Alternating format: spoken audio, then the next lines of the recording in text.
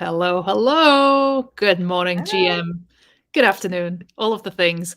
Welcome to Real Talk, episode number 4, where we dive deep into the world of Web3, shining a light on the trailblazers and pioneers who are revolutionizing technology, wellness, and culture. My name is Rachel Wilkins, and I am your host. I am a Web3 strategist, a council member for Timepieces, CMO of Full Stackery, and founder of Real Good Media, and I am dedicated to driving positive innovation and culture in the Web3 space. It is my mission to break boundaries and uplift others. Together, we will engage in thought provoking conversations with visionaries and builders, uncovering the fascinating intersection of mind, body, and spirit that's shaping the future of our world. And at Real Talk, we are passionate about empowering, uplifting, and connecting our audience, fostering collaboration and innovation for a brighter tomorrow. So sit back, relax, and get ready for some real talk as we delve into the incredible world of Web3 and beyond. So our special guest today is Trish. Trish is an Hi. ardent Trish, welcome.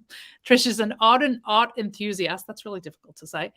Yes. Perpetually on the lookout for new discoveries and fueled by an insatiable curiosity. While she appreciates the wonders of technology, you're more likely to find her diving into deep research online than tinkering with gadgets. Truth be told, she'd rather spend hours exploring the vast realms of knowledge and unearthing hidden gems than losing herself in the latest tech trends. With her unwavering dedication to the pursuit of truth and mind full of wonder, Trish is a passionate advocate for intellectual exploration in the digital age. Welcome, Trish. Thanks, Rachel. Thanks, ChatGPT. That was excellent.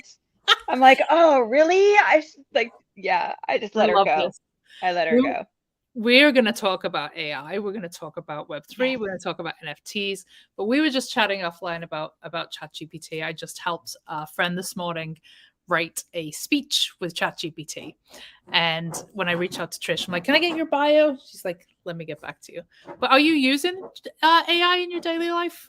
I've actually been using the writing before anybody was talking about it. Mm, Not everybody. I did not find the AI, but people were just starting to play with Midjourney. I was on the Impermanent Digital project with Glassface. They had the original generative. It's actually my profile picture is one of them, punks, and it's all gamified, and they went to the afterlife and all of that. But they had the AI in their Discord first before Midjourney. So I'm always like salty at Midjourney a little bit because just because I love that team. So yeah, so I was in there and I immediately like heard. I went into OpenAI before ChatGPT was there and kind of saw the writing platforms that were being built on top of it. And so I was playing with those and I kept telling people like, you need to look at the writing, the writing, the writing. And people like weren't getting in. And this isn't to be like there is like a part of me where I'm like, I told you, I told kids don't listen. I told you, do you know? And then, yeah. Yeah, I So mean, it's not a new thing, even though, obviously OpenAI, we've had access to it since November, but like I was using something called Jasper yeah, for a Jasper. couple of years to do not as extensive as people using ChatGPT, but like using it to write blog articles and social media posts and things like Hmm. that. So I think it's just more, it's in the hands of the masses now, right? Why is it that, because we're a little close in age, like kind of like, I feel like we try it like, like the kids don't listen. Do you know what I mean? And then like they get it. But like even my daughter, who's really into everything that I'm doing, like for me, and I was telling her about AI. And by the time she sort of figured out how to use it, it was banned at her college, which is hilarious because they can't ban it. Like, Yeah, how do you it, feel about that as a parent? oh my God. I feel what a time to be a third grader. I'm on the kid side. I hope that they use it. You know what I mean? Like I really, and I was a comparative lit, major. I love to read. I still believe that there's like a place for higher education. It's not for everybody, but I love being on a college camp. Like I love that world. I think I might have been in academia if I had known I was ADHD. Like I couldn't Mm. get my deadlines were hard. But I think, well, what I hope is this is gonna like make people really mad, but like there is no more need to learn the art of the 5 paragraph essay. You need to know about the structure and know how it works, but writing it is kind of obsolete, but what is going to be really important is the research, do you Yeah, know, and diving into the research and kind of critical thinking skills. And I think teachers are going to have to catch the, can I swear on here? of Catch course. the, catch the fuck up, you know, and learn how to use it. Yeah, Um, Learn how to work with it, because the kids are going to use it no matter what, you know. yeah, It just, this is what it is, whether we like it or not. I'm terrified of AI. I do think like it's going to be the end of us, but we're going to have a lot of fun with it, you know, before. But you hear me, I kind of go off because I think people are so excited about it, and when they're working with it or they're excited about it, they really downplay the danger. And that feels to me very gaslighty. Like, I mm, think I had someone say to me, um, like, you horribilize it, but I'm living in reality. And that like fucking lit me up, do you mm, know? Because I'm not the only one saying it. So I'm very worried about it, but I'm also very excited by it. I use it. I think I think everybody should use it, you know, because nefarious people are using it. So good people should understand, you right. know. Yeah. Yeah, there's a lot to unpack. And obviously, the good news show, we've been trying to focus on, what good can we do with AI, but real talk, there's a lot of societal structures that could be very easily dismantled by AI. I mean, we are just talking this week about digital twins and how, we can use things like 11 to create replicas of our voices. And just there's so much to unpack. But Yeah. we will come back to AI, but I do, for those who don't know who you are and kind of the impact that you have had, especially on the NFT space, I want to just get to know you a little better and introduce you to our audience. So Hello. yeah, hello. So Trish, can you describe your journey into the Web3 space and initially what drew you to this technology? Maybe give us a little backstory. Yeah. So I'm gonna turn my video off. Do you Go for mind? I'm gonna like explain it. The eye contact and like seeing my like I will not process what you're saying. So I'm actually a better listener. So I'm gonna pop it off, but I wanted to come on and show people like I exist and I'm not, but also do I do stop cam? Oh, there we go. So um I fell in like a lot of us fell in. I fell into Clubhouse during the pandemic. I think a lot of people came in the pandemic one way or another.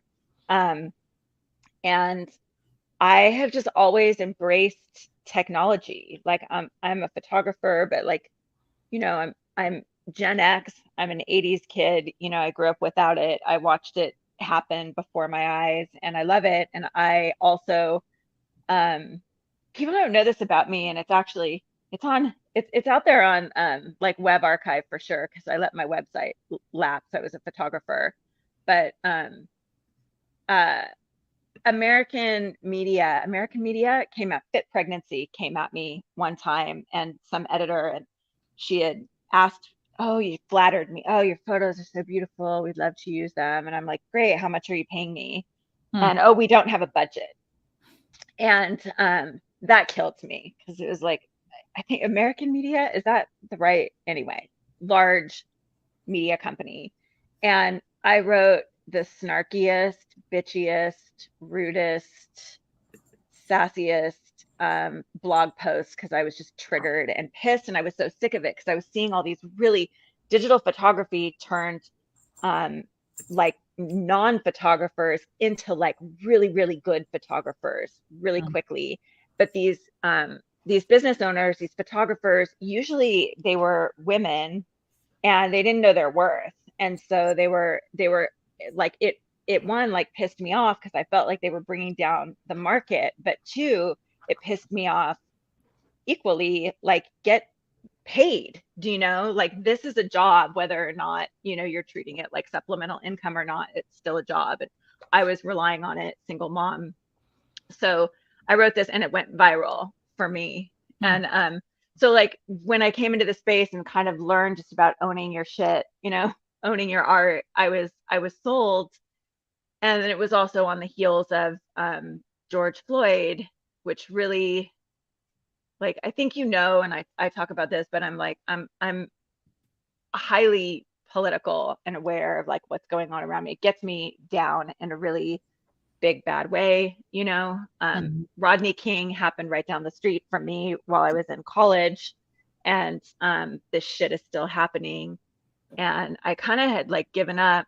And then I got this like vibe that the activists and the people like working for social justice in my community, the pushes is like local, stay local, mutual aid, take care of each other. It just felt like nothing was working and I was feeling really hopeless. And I kind of was like, this is a new local community, but it's like global, but it's small, local, and it's artists and it's people. I don't know. And so I just got really into the idea of um, how the transfer of like wealth could happen here, maybe more readily than in the real world. And so I just got really into that idea and wanted to make sure that crypto was in the hands of people who cared about shit and wanted to make the world a better place, to some extent. And so yeah, so I don't know, that drives me a lot still, and kind of like how are we making the world better and not worse? And some days are better than others for me, you know. But yeah, and so that's how. And I just meant like, this community is like really great. In Clubhouse in particular, like the African arts community is huge. Like we have a huge African community here. I just loved it. I just loved meeting people from all over the world, and seeing them win, in the biggest way. So, yeah. I think one of the things that I just admire about you is you're somebody who is always uplifting other people, but you're not out there yelling, "Look at me and look how great I am." You're doing it in with such humility, to the point where I don't think a lot of people truly understand how pivotal a role you played in a lot of the success stories that are now kind of household names in the Web3 space. So I would love for you to just touch a little bit, and I know you're very you're very careful what you say with this story, but you had a big role in Nyla's pathway to success, of course. My Nyla. The amazing Nyla Hayes, who we know and love. Tell us a little bit about that experience, that journey. Thank you for saying that. I should have pulled up. I don't know if there's a place to like put links and pictures, but I There have is, and them. I can drop them in the comments. So you let me I know. have I have to actually find it. I won't be able to find it right now, but I have the first DM from Nyla, which is, "Hi, I'm a 12-year-old artist, and will you retweet my work?" And I like Mama Bear didn't want to like say, "Oh, there's a 12-year-old artist." Like I just worry, you know what I mean? Like I'm still. Mm, And I like really questioned her and then like got on the phone with her mom and dad. Like we ended up talking and just realized she's legit. She's making her art. She's making her art because she wants to, because there's a lot of creepy stage parents out there too. I haven't seen any in a while, but there definitely were some.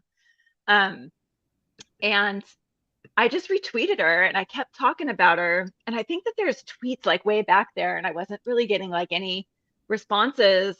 I didn't have the following on Twitter that I have now, that like I had opened up that Twitter account just so I could retweet everybody who needed eyeballs, you know? mm, And then one day we were in Clubhouse. It was like an afternoon and we were all just like talking, chatting. John Knopf was in there, a lot of people, and I'm like, "You gotta meet this artist." And I went and got her, and I'm like, "Can you get into Clubhouse? Can you?" And she came into Clubhouse and she started talking about her work, and she sold out. I think she sold everything. She just like sold out.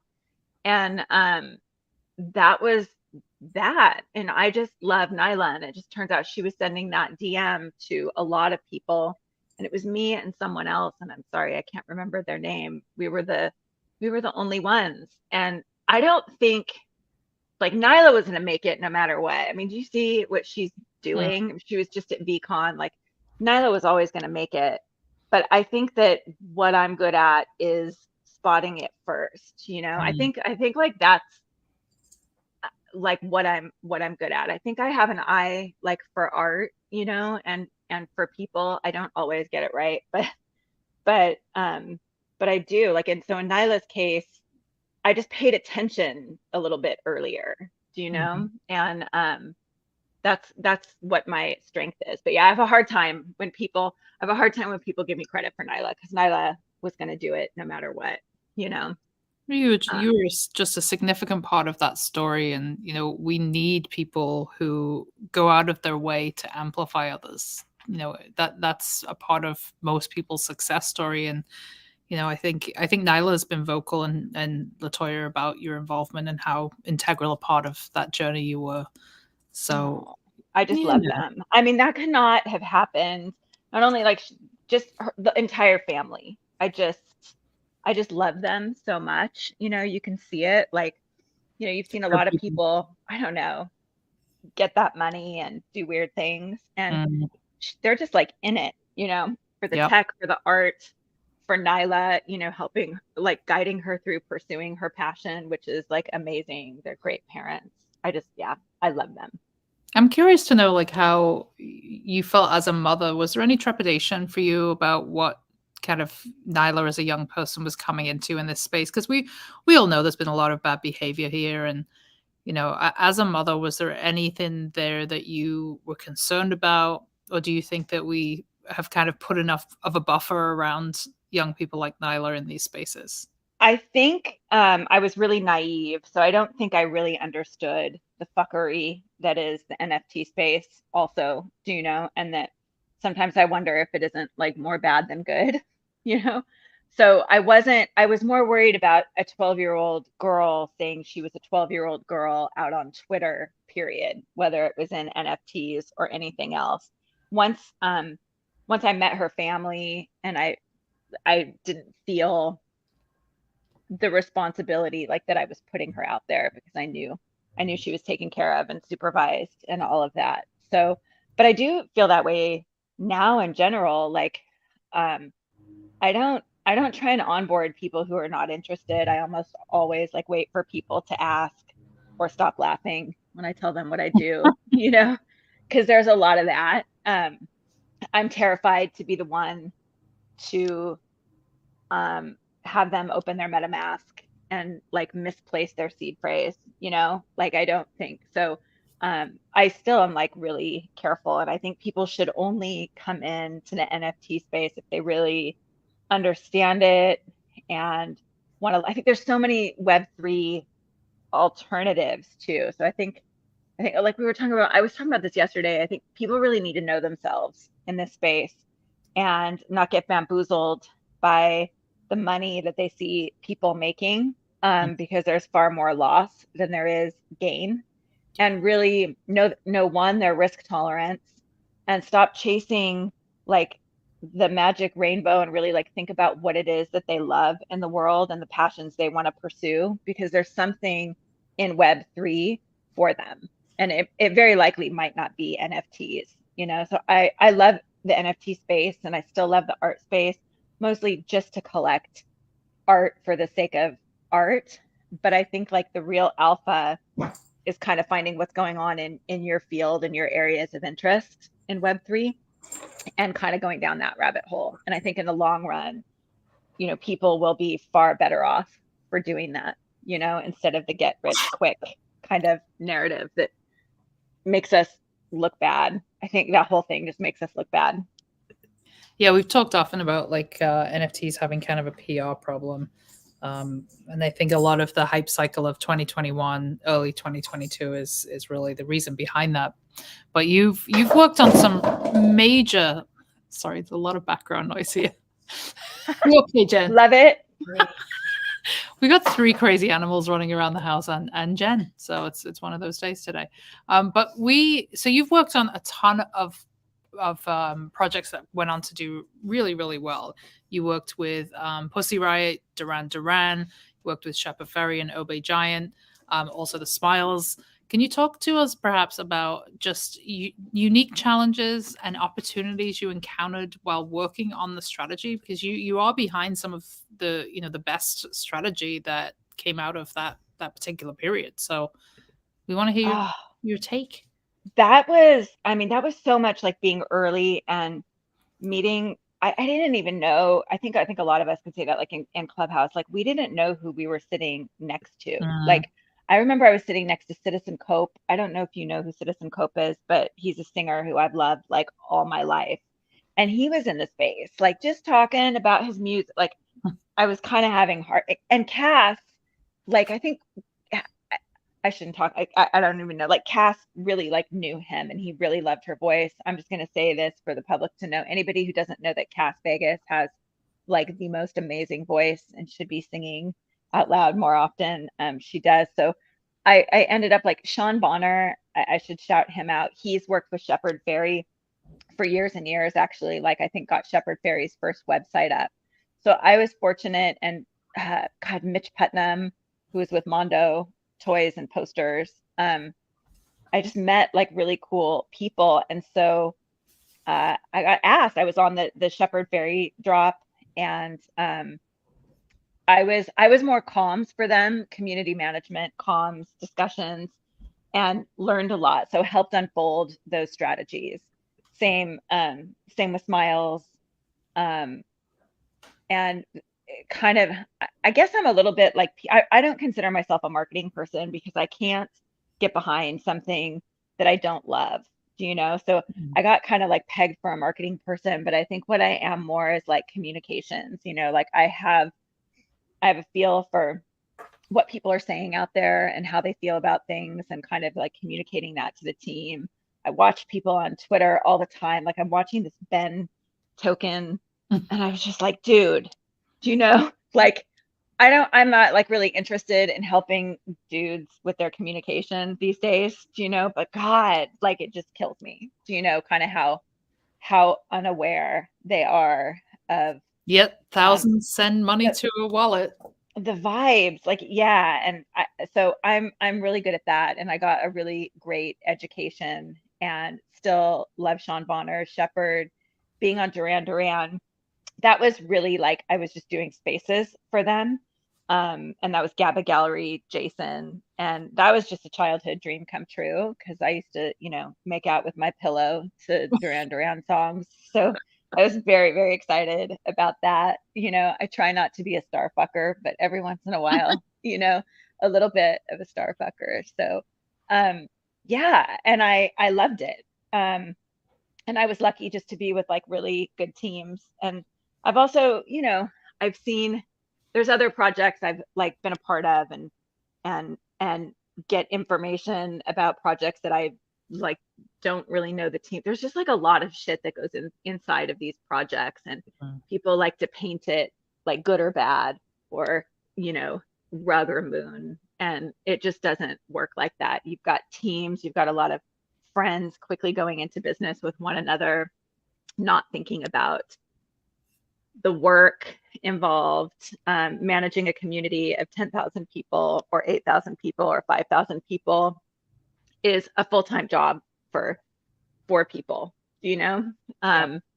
And people don't understand. And I think artists don't understand that, and that community management role like really falls on artists also. And so people have to be like ready for it. And I think Shepard manages that really well. He's got a great team and people who've been around for a long time, and steps in, and he's kind of like shy, as far as like being out there. He has this blog, and so I think you yeah, touched on a really important point there, and that is like the concept of a business versus a project, right?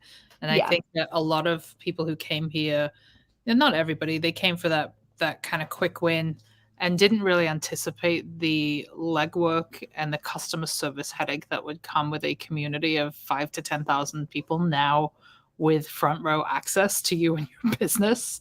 yeah, And yeah, we've seen a ton of fallout. And I think those that have withstanded the test of time over the last, 18 months or so, either already had business structures in place or had people on the team who come from, a more kind of traditional business structure per se. But is yeah. there anyone that you think has done well who maybe didn't have that background, or any projects that you advised on where you've seen a certain strength that could perhaps maybe help somebody out there who's looking to build in Web3? I think I just don't know how I feel about like these 10K projects, period, Mm, anymore. I think that they're very like they have to be very specific. And I almost think they're best suited for existing businesses that are already like do I think that's where they can thrive. So I didn't talk about Mike Mitchell and the Visitors Project, which was the first generative project that we knew of on Polygon. And he had a thriving art business online where he would sell these collectible posters. He's a brilliant, brilliant artist, Sir Michael Mitchell. And he onboarded his Web 2 people. They didn't want to come onto ETH because they believed all of the, like, the environmental issues. And so that's why we did Polygon. That was such a huge learning experience. It was so fun. You onboard people from the outside to Polygon or Matic, and like people get it. You tried to onboard people from ETH to Matic, and like I had friends who were like never going to speak to me again. They were so mad and frustrated. It was so funny, like our patience. But Mike built this beautiful community, and it was never, the NFT never like mooned, but it's retained its value. The people who bought into it are still in that community. They turned into one of the biggest like alpha degen communities that I had seen. Like these people who had never been in Web3 were like strategizing together. And that was super dope. And I think that people who have existing businesses really have a lot of opportunity here, just to like add the option, say, to their Shopify or their store, and like ease people in without the stress of having to sell out. And projects that are organized, I don't know, without kind of like a business before, struggle because the degens buy in. There's like marketing tactics that I think don't work. Like the super, super hyped influencer works for a while. It may help to sell out, but it also like just breeds this really like toxic expectations and behavior in the discords. Like I can't believe how people act. And I also think people all think that they have a say because they bought the NFT, and that's really difficult because not everybody can have a say.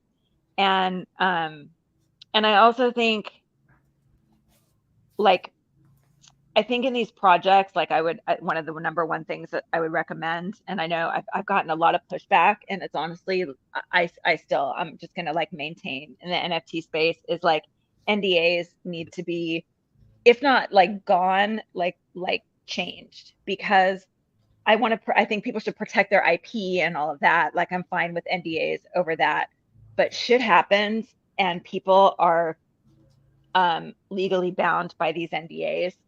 And I've seen projects like just not even projects I'm in. Like I've just talked to community managers like who've taken over. They have no idea what's going on, and they assume the worst, or they assume something that's totally the opposite.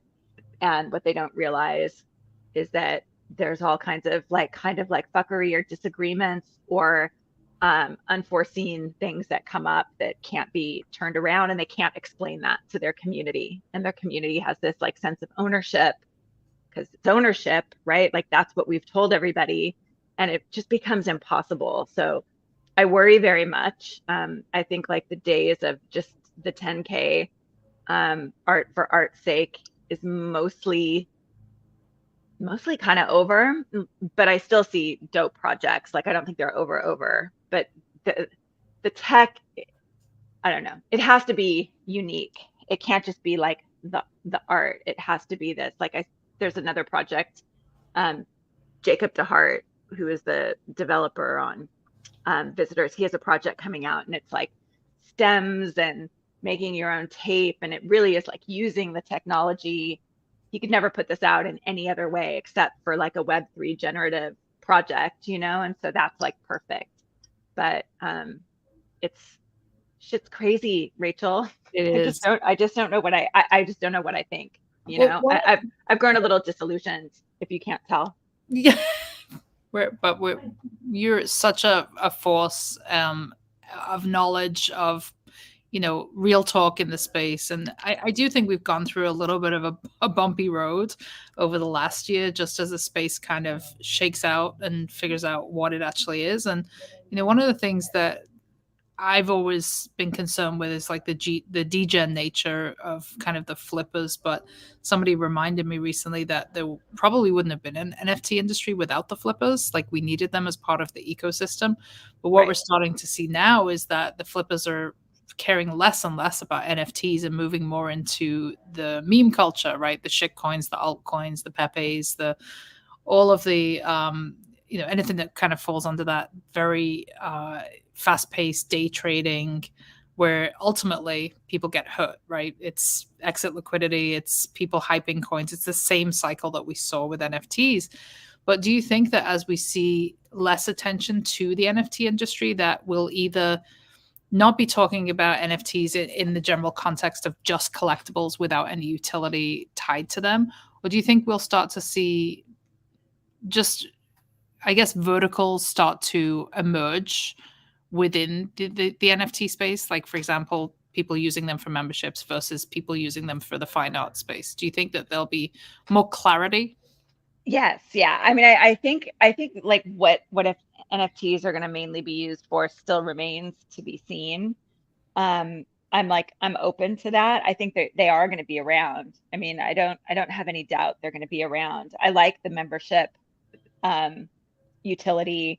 I also like the expectation of immediate sellout to be like wiped off, do you know, because you have to find your people, and that isn't always easy. That's not going to happen from like an influencer like point of view. And like the degen culture, the meme culture, I get that is degen culture. Like these are all the dudes that were in 4chan, buying Bitcoin when they were 13 years old and whatever. Like, that's not my culture, but that's culture. But I think all of us are kind of responsible for keeping the culture. And I don't particularly like what I see. Like some of the music and art that pumps is kind of being market made by a small group of collectors who don't understand the culture. So I know Black Dave talks about this a lot, but like there's some like dope like music in this space, do you know?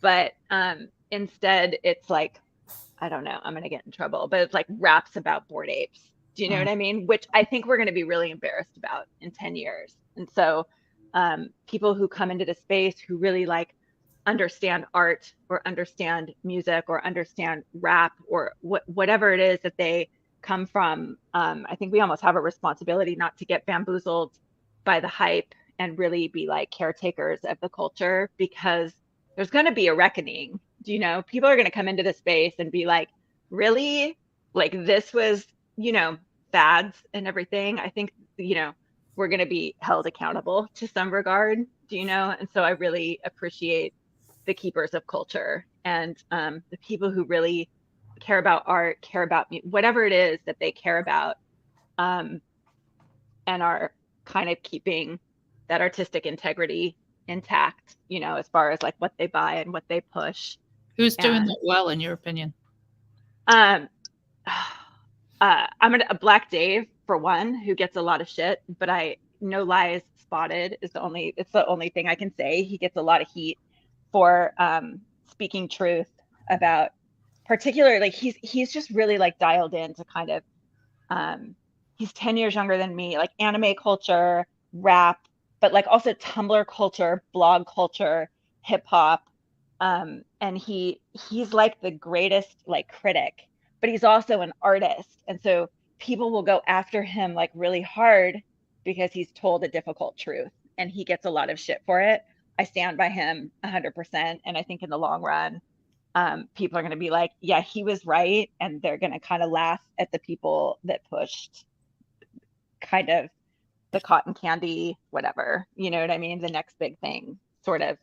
Um, What about communities? Are there any like large scale communities that are here that you think are caretakers of the culture and really have kind of mastered the key to community loyalty? Because I think that's the challenge.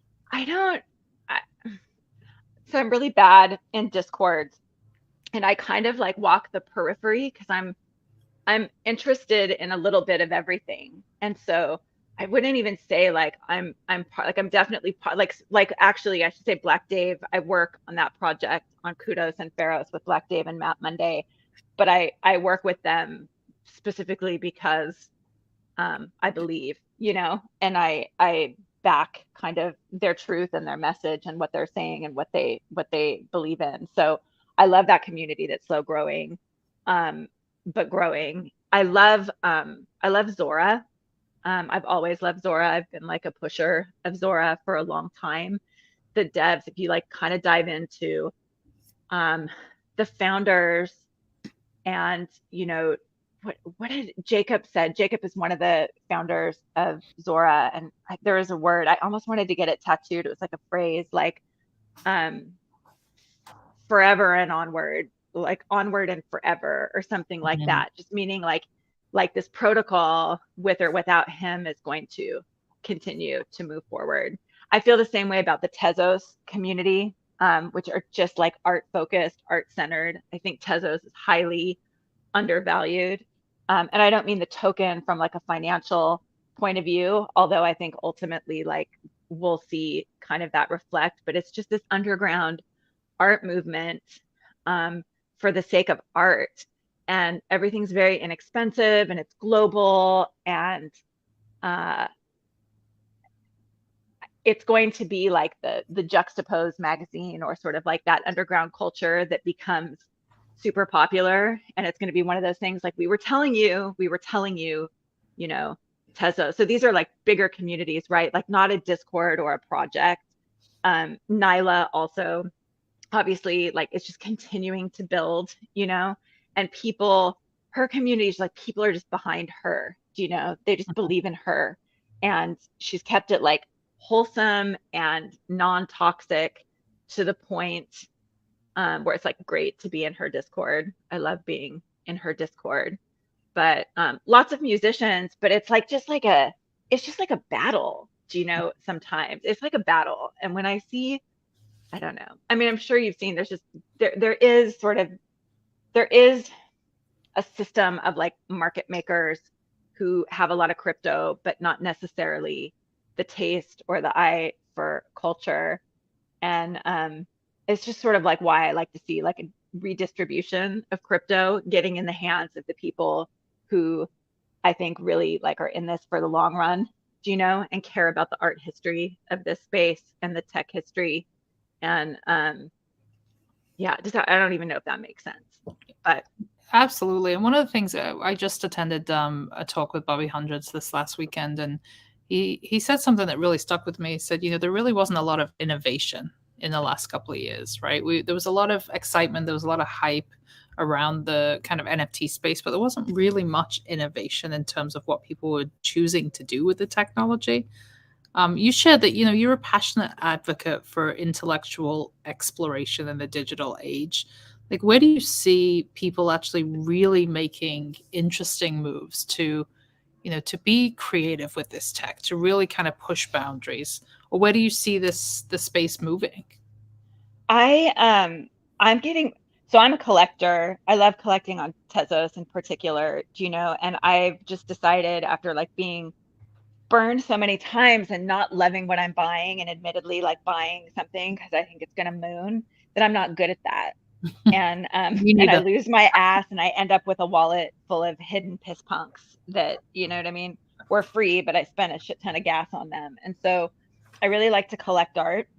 I don't look at the art that I'm collecting like, oh, it's going to be worth so much money, although I really think it is. I think I'm good. I'm a good curator. I'm good at collecting art, but I'm like mostly interested as far as like what's blowing my mind is um, social media, like Warpcast or Blue Sky, and I think like that's going to change the world when we get people off of centralized social media. I think it's really important. Actually, I think that social media as it stands today is like one of the biggest threats to humanity as we know it, and I think people don't think about that a lot. I think a lot of young people in particular, like they've just like grown up with this, and so they didn't all see the massive changes in like my personal relationships with some people because of social media.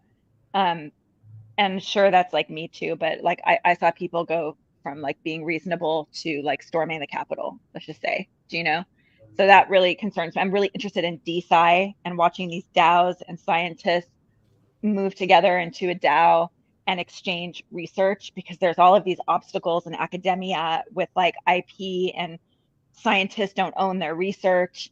and just to like get on to the platforms to like publish and do all these things they want to do, it costs a lot of money. And the idea of scientists getting together in a DAO and sharing, because scientists inherently want to share their data. They don't want to like gatekeep the information. They can actually solve a lot more problems. And so I'm really interested in that. I'm really interested in regenerative finance, which is like all these other things in Web3 that I think people should explore, that I'm always screaming about when they're wanting to degen. And that's why I laugh, because like I just come in and ruin the mood, dun, dun, dun, dun, like kind of ruin the mood when people are like, in the middle of their whatever, Ben coin, whatever the fuck is going on. And I'm like, yeah, but regenerative finance. So I'm interested in Gitcoin and like, grants and um seeing funding go like they're trying to put a value on things that we have normally been like priceless, right? Like the environment, like the original idea of like carbon credits. They're trying to save the world. And I think that people who are in Web3 and in NFTs, like also I would really love to see them exploring those spaces, because they're going to change the world and they deserve a little attention. And they're not necessarily tokens that moon, but they are tokens that are going to change the world. And you can say that you bought it, you were on it, you were paying attention.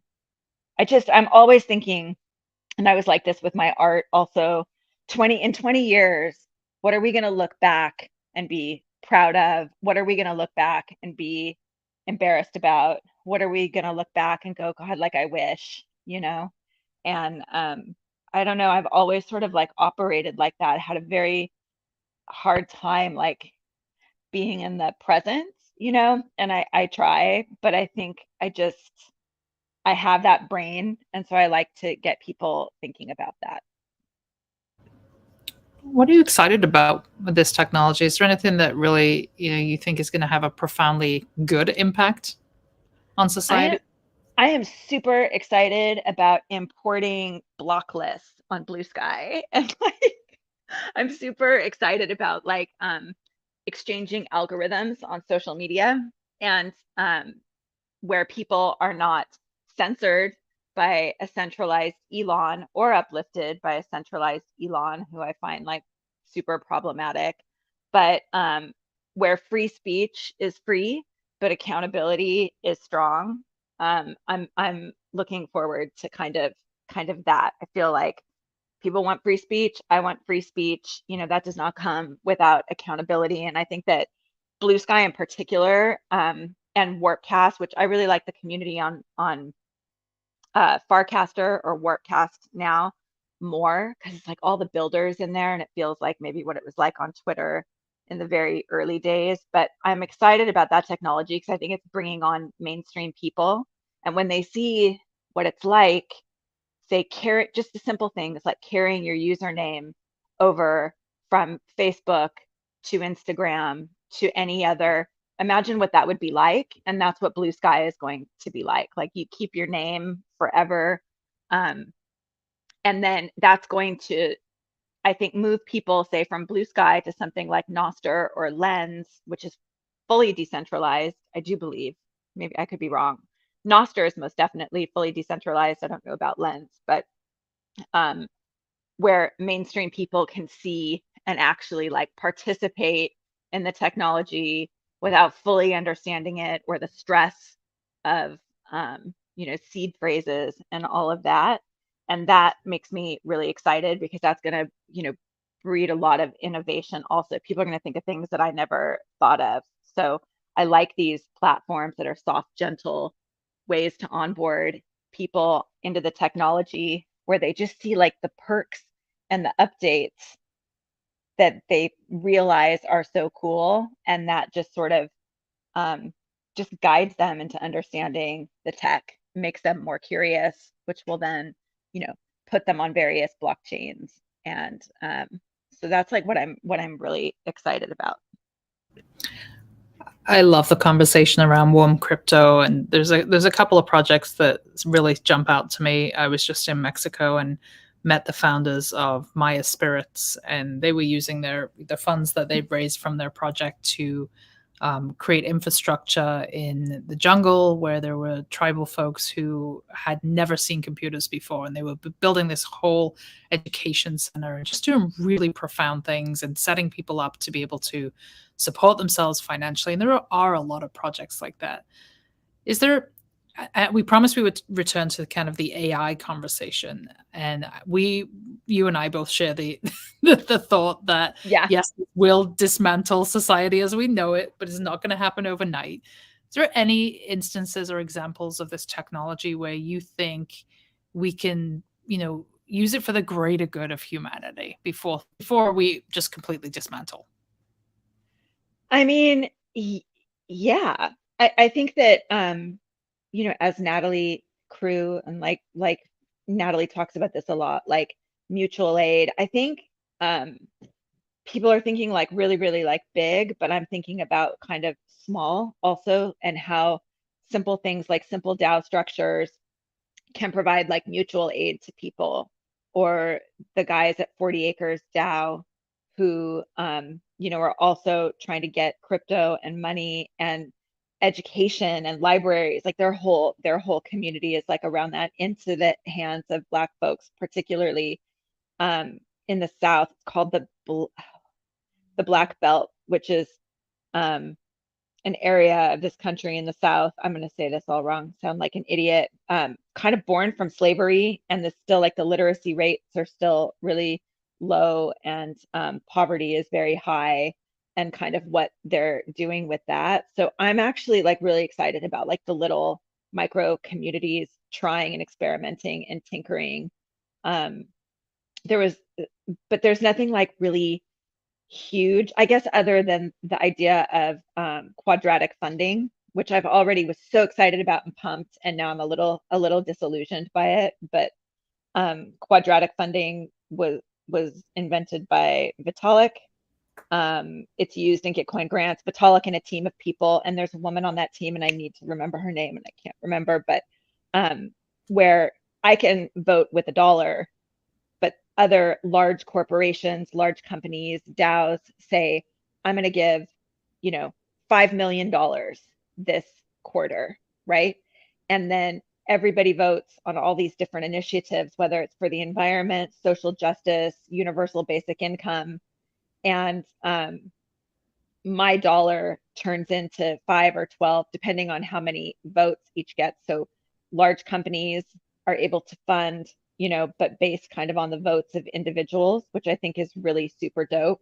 I do, democracy doesn't work perfectly, and sometimes worry about the small communities that are not going to get funded, but that's super exciting. Am I even answering your question?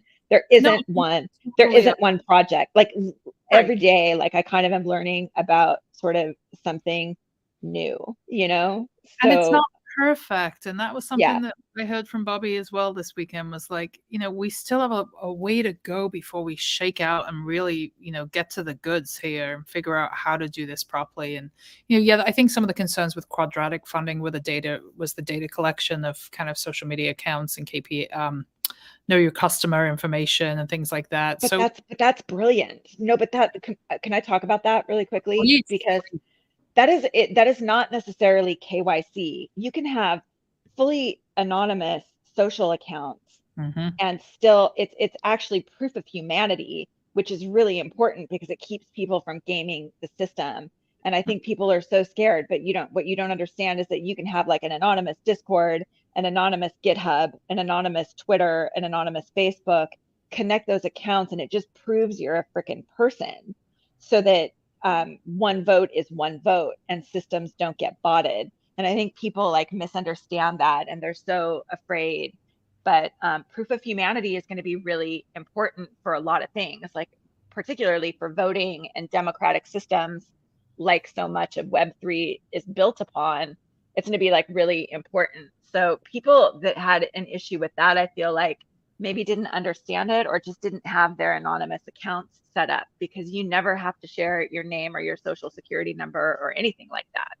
So sorry, I get like fired up. It's important unless you want people to bot something and vote, and the weird thing wins instead of, the good thing. With the political powers at play that are, really against this technology and really resistant, do you really think that there's a decentralized future ahead? Um, yeah, I don't think I'm gonna see it in my lifetime, like fully. I mean, I don't even know if it'll be like fully. I think I think a lot of people have to die. We need like young people in office, in this country. Um, you know, I don't know, but I would like to see it. And I just found out yesterday that Tezos is partnering with the state of California for I saw that. vehicle registration, which That's is really interesting. wild. Go Tezos, first of all. Very excited. Kind of crazy. It's not like art focused. So we are going to see it. I think people aren't even going to know they're using it when they're using it, And I'm going to say, I told you so. And they're going to be like, yeah, yeah, whatever. We don't care. Do you know what I mean? Like, but, yeah, yeah. I think we will, but I think, I'm a leftist proudly, and I feel like there are definitely like leftists in this space, but it definitely this space sometimes feels very like owned by the right, and it's kind of freaking me out a little bit, to be honest. I can't believe how casual people are about some of the shit that Elon is doing, and casual about like Ron DeSantis, for instance. And I know everybody like hates talking about it, but like there's people fleeing Florida right now. Um, Shit that's happening in the United States is not normal. And we kind of are just like business as usual. And that sometimes freaks me out. That's why I'm always screaming. I just feel like if I heard a few more people screaming in my feed, you know, then I Yeah. wouldn't scream so loud. There's But a lot of toxicity that's, I think, been just amplified here because of the ability to be anonymous. yeah, And, I just popped into that space yesterday, and I'm not afraid to talk about politics here. And, I too am a leftist and believer in protection of human beings. And just the dog whistles that I heard in that space yesterday of the oh, anti-trans kind of rhetoric, and it really concerned me that you're looking at that room and it has 57,000 people in it. And unfortunately, with Elon, like as amazing of an innovator he is, and how incredible strides he's made for business, and it's just you can't help but notice that he is choosing to amplify certain voices and not others. And yeah, he has that huge kind of cult. You talk about protecting the culture, this huge culture, especially of young men that follow him like he is some form of god. it's And crazy. what kind of messaging is that giving them? So I have large concerns around this. Yeah, I do too. And I think, I think I've said this, like, I do like horribilize things sometimes, but it's not because, well, I do think it's also horrible. It's fucking horrible. Like, I feel like we've been like I think frogs it's in hot women of a water for certain a age. long, We're women of a yeah, certain age. We've seen your shit. we've seen it. I mean, just like, like I want to talk about like the AIDS epidemic, in the 80s, and like that history is like, it feels like forgotten, and how many people we lost, and what the world would look like today if those people made it. Like I've been thinking about that. Like I think all of it's like losing Tina Turner. Like I get very emo, but we're embracing like this technology that can make the world a better place, but if we're not like protecting each other and just like basic human rights, which is, I would think, just like the libertarian like viewpoint, like let people be who they are and protect people's rights to be who they, I think a lot of people want people to be who they are, but they're kind of like apathetic. It's like the fight isn't theirs. And it really worries me, because I would like to see us flourishing, and I don't know. I worry. I worry a lot. I worry a lot.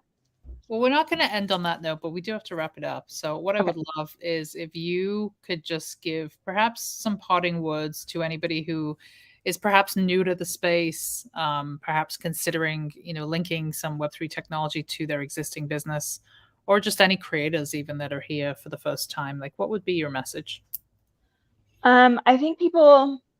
I think that's a really good question, actually, because I think we don't often think about like the new person, like in the Twitter spaces and all of that, and that the messaging shouldn't be get rich quick, because that could wipe someone out, and chasing that high is impossible. That's sort of like chronic gambler's behavior. But I would say people need to like just stop while you're learning and like really know yourself, know what your interests are, know what your risk tolerance is.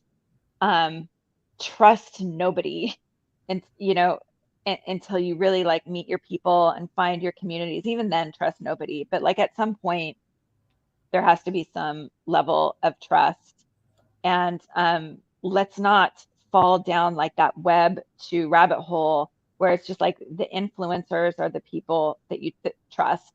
There's a lot of people doing really great, brilliant, important work who are too busy to like build a following on Twitter. And so really explore the periphery, um, do a lot of research, whatever it is that you're passionate about. There's like a Web3 decentralized something going on in that industry, and you will be really happy you were a part of it. And you might regret chasing that, like, hashtag, was it MILF coin? There was a MILF Oh, dear coin, for God. fuck's sake. I just want to come up with an inappropriate coin, for the sake Oh, of good. But I think I hate to see them missing out on opportunity. And I think that people tend to get the idea that the opportunity is all in like buying that something that's going to moon, instead of being a part of like building culture and something you're going to be proud of in the future. And that's like priceless, to say that you were there, you were in that DAO, you were in that Discord, you were in that discussion when that person first spoke. You were, at that event when someone sort of came up with an idea out loud. Like there's a lot going on here. And so I just want people to explore. I sound so anti NFT. My no, name is no. NFT-ish, which is really funny. You know what But you sound like? You sound like a caretaker of the culture. oh, thank you. And that's what you are to me, and I think to a lot of us, Trish. So thank you. This was such a great conversation. I am just giving everybody a word of wisdom here. Let's get that camera back on. Thank you. I'll put the camera back on. Of Now I can course. concentrate. Go Look at follow, you. go follow Trish, folks. If you're not following Trish, you need to. Thanks, Hop, in, Rachel. hop into some spaces. She's a fountain of wisdom. And this has been Real Talk. Oh, goodness. That's Rupert. Rupert. We love He's a Rupert. fat cat. What a cutie. What a cutie. All right, folks, we will be back again, not next week, but the week after with another Real Talk, Web3 Real Talk. Thank you so much. Thank you, Trish. Much Thanks, love. Rachel. Bye, Much everybody. love. Bye.